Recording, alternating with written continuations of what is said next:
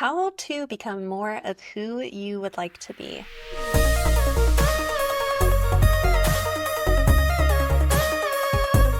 My name is Michelle Kline. I am the host of the DogCo Secrets podcast and the founder of DogCo Launch. And today we are talking about becoming more of who you want to be. So whatever the vision is of who you want to be, whether that is personally or relative to your business, compared to now is the gap that we are looking to close. And we will not get there by accident. It will take intention. I do want to ground this conversation that I truly come at this topic from a place of self-care and self-love. I personally am a believer of just because we want to change things about ourselves does not mean that in any way we are should have a disposition of hatefulness or dislike to ourselves.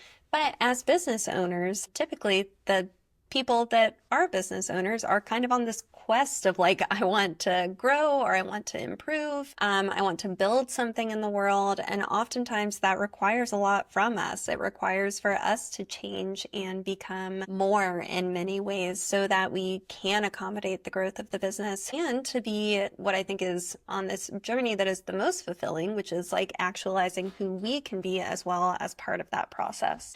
So I wanted to share a little bit about what that process has looked like for me over the last couple of years specifically, because I have made some really big changes in the last couple of years. And so I'm going to talk a little bit about my story, a little bit about those changes, kind of on this quest of becoming who I want to be, who I know I can be, and talk about 3 tactical implementations that I have found helpful kind of in this process of consistently elevating. So like I've mentioned, I have made some really big changes in the last 2 years specifically.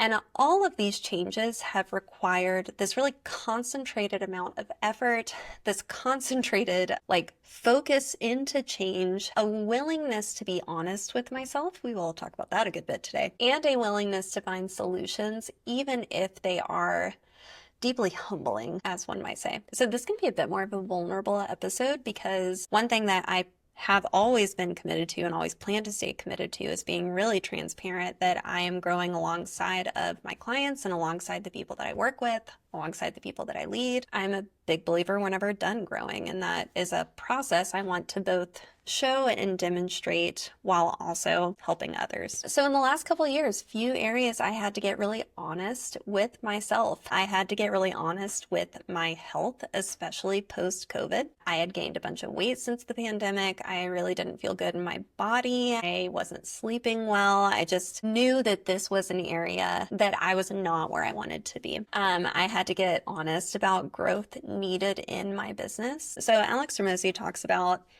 anytime there is kind of a gap between where we want to be and where we are, it typically means that we either have a skill that we don't know how to do or we're not actually applying effort into action. And so if there's an area in our business that doesn't look the way that we want it to, we either don't know what to do or we just aren't doing it. And I had to get very honest about a couple areas in my business where that was very true. The business didn't look the way I wanted it to. DogCo was new, and I knew I had this kind of blank, beautiful canvas of a business in front of me. I had just sold my last one. I was coming into DogCo, and I knew that to get where I wanted to take this business, where I still want to take this business, I was going to have to develop skills that I didn't have. Some of them I still don't have. I have had to get in the last 2 years very honest about insecurities that I had and have presently as a coach, a mentor, a consultant, and a leader. I've had to get very honest about the growth, to achieve the growth in my business, what it will require from me to get it to that level. You get the idea. There have been a lot of very honest moments with myself in the last couple of years, because about 2 years ago, after I sold my last company and I was coming into DogCo, into this new company, I saw this stark gap of where I could be, where I was, and began to let myself feel really uncomfortable with the difference that I was seeing between those two things. I am still not where I want to be with my business, with my health in some ways. I've made a lot of changes. I'm definitely on that path, but I'm still not where I want to be. But I can tell you that with the choices and decisions I've made in the last year, last 2 years, it's been progressive. I am far closer than I used to be. So I want to talk about a 3-step framework of some things that have at least helped me bridge that gap into more self-growth and into getting closer to who I want to be, both for myself and my husband and my friends and family and my business and my clients. Do you want to take your pet care business to the next level? The DogCo Mastermind is currently open for enrollment. I only open up twice a year. I take a group of companies in together as a group, and we work together for a full 12 months to focus on scaling your pet care business. We focus on building your operations, all the resources that you need to get there, increasing your revenue to hit your next targets, and building it in a way that keeps it like a business that you love to run. If this sounds like something that would help your business get to the next level through 2025 and 2026, go to dogcolaunch.com to learn more. Doors are open until June 6th or until all seats are taken. Okay, so 3-step framework to get closer to where you would like to be. Number 1, which really is kind of how I anchored the start of this podcast, get incredibly and uncomfortably honest about where you truly are today. So when we want to make changes, we have to be very clear about the baseline that we are starting from. I worked with a coach for a long time who would say this phrase of the role of a leader is to define reality. I think he got that from the CEO of, I'm not going to be able to remember it while I'm recording. That quote belongs to someone, but that the job of a leader, the role of a leader, is to define reality. And I believe this very deeply as I have gotten further into business, because we can't make any movement or growth until we have something to measure against and to push away from. Otherwise, we are not anchored, and it is incredibly difficult to measure. So I was not able to really start on my journey of closing some of the gaps that I see and have seen in my own journey until I made the investment in getting more clear on the reality of where I was starting from. So told you I was going to get personal with this episode. A couple of years ago, I had come out of the pandemic. This is about 3 years ago actually now. And my husband and I had really let our alcohol habits get very out of whack through the pandemic. You know, I know a lot of people joke about how, you know, we drank through the pandemic or whatever.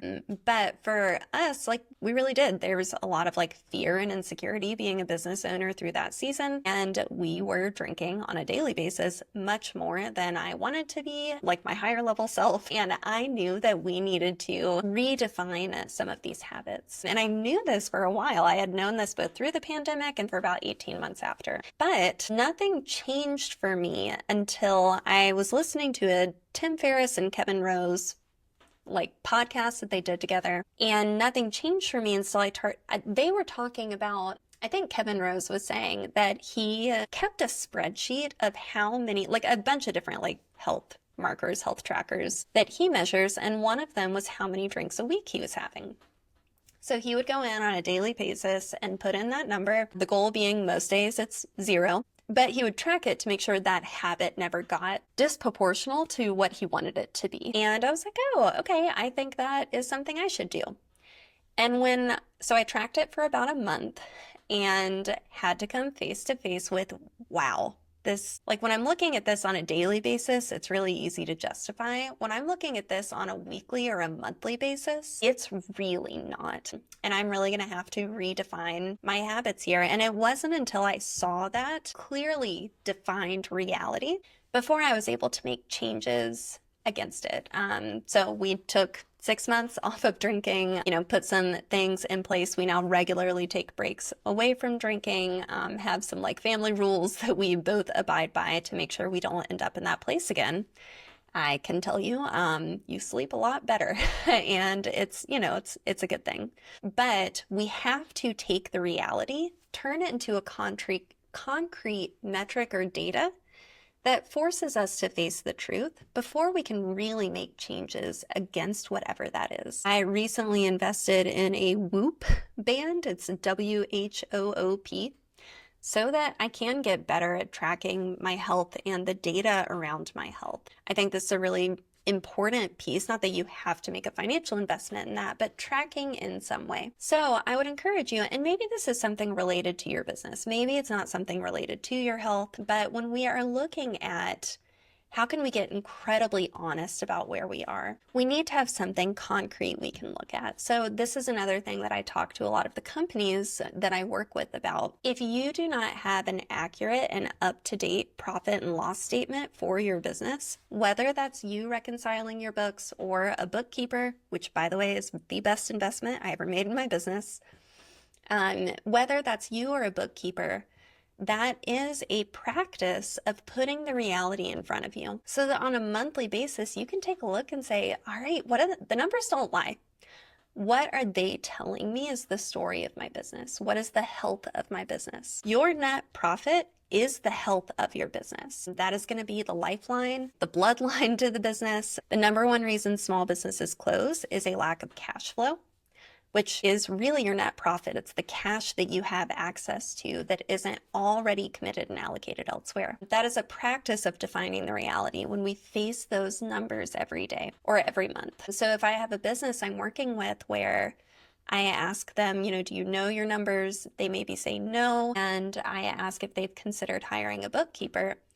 It's not uncommon somebody comes back and says, well, I don't know if I can make that investment. I don't know if I can afford it. And I will always come back and say, lovingly, that means you can't afford not to. Because if we don't even know if we can afford $250 a month into something that would give you so much actionable clarity in your business, that means that there are a lot of other decisions that we're having to make on a daily basis without enough information grounding us on if we should or shouldn't or what would be wise to do. So it really means we can't afford not to make that investment, in my opinion. So number one, out of this tactical 3-step framework, we want to get incredibly clear about where are we truly today, whether that is in health, in business, in a relationship, however that applies to you. That self-honesty that we're able to really face to see that reality is incredibly important. All right, second tactic, if you are looking to facilitate this change on becoming more of who you want to be, and that is to invest financially in a change. This is, honestly, they're both important. I was about to say this is my number one takeaway for you.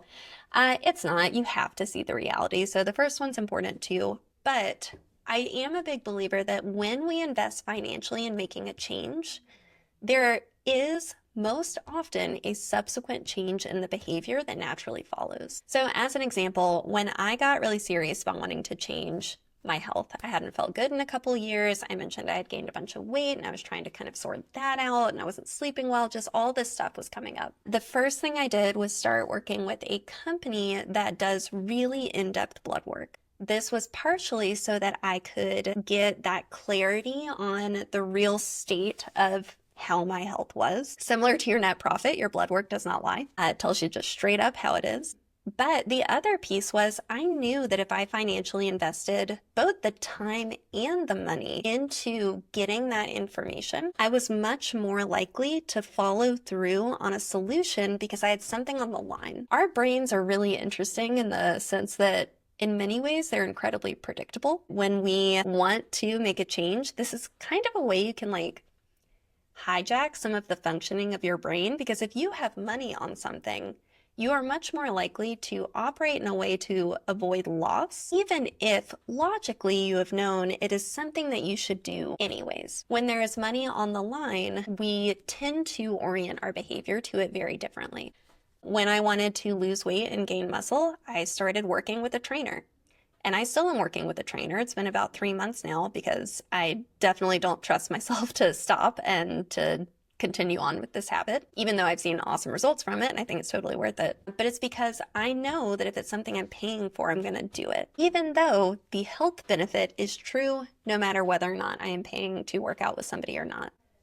When I wanted to get serious about my work, I started using an app to block social media on my phone.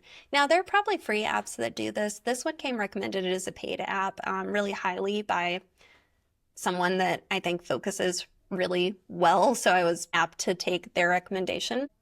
But I've seen huge improvements there because not only has it set a boundary in place that I can't violate, I can't get up in the morning now and just scroll on my phone. I have to, well, I guess I don't have to work, but if that distraction isn't there, I'm going to. That's just how my brain works. So, but making the investment of a tool was a big piece of that.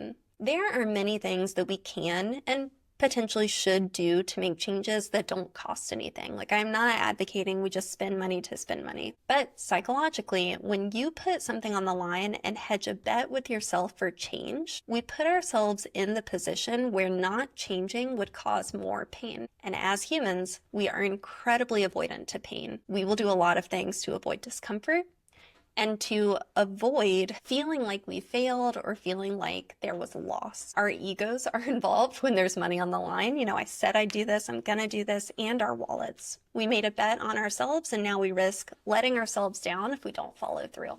So if you're really serious about making some changes, whether that's in your business, whether that is in your health, a relationship, like some type of financial investment in the direction you want to go is going to set the trajectory in and of itself. So as an example, when I realize I am not where I want to be in my business, the first thing I go do is put money into a program or working with a coach that is related to either the skill gap or the deficit that I'm trying to bridge. I do not think that a program or a coach will magically solve the problem. I also don't think that spending that money will, like, in and of itself change anything, like just in that one action.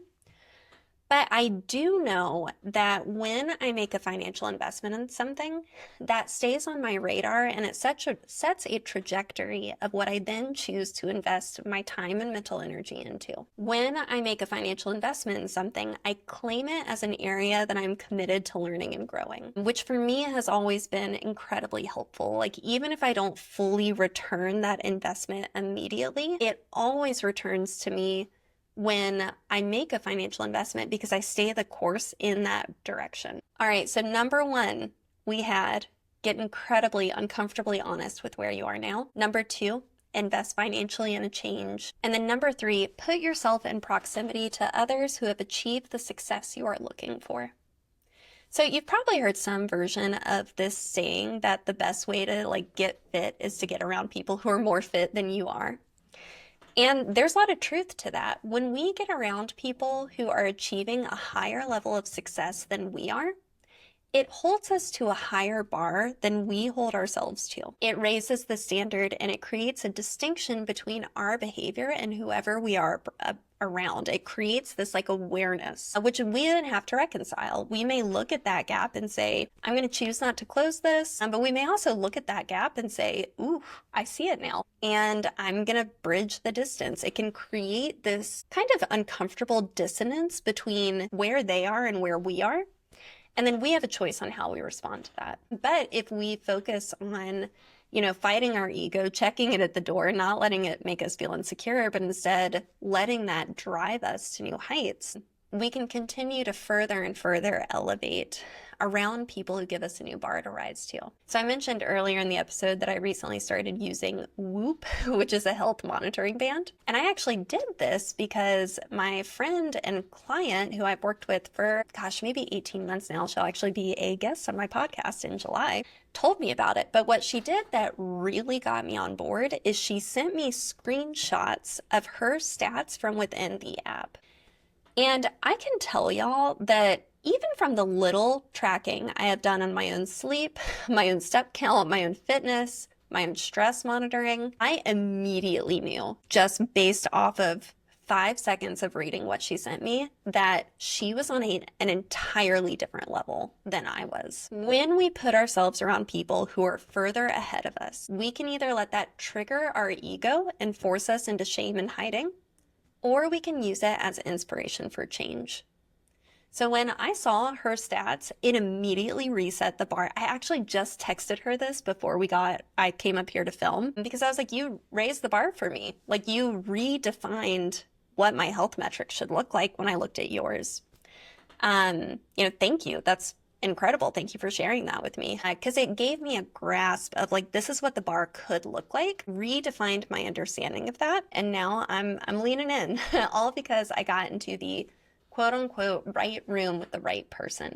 So pulling this all together, if you are not satisfied with where you are today, right now, and you want to change, you want to close the gap between where you want to be and where you are now, 3-step method. Get honest and track it. We need to have something concrete to look at. Put money towards your transformation and get people around you who are further along than you are, and try to check your ego at the door. As an invitation off of this episode, I'd love for you to post your thoughts on social media on the transformation you are looking to make. Tag me. I will leave a note of encouragement on it. And just know I am cheering you on.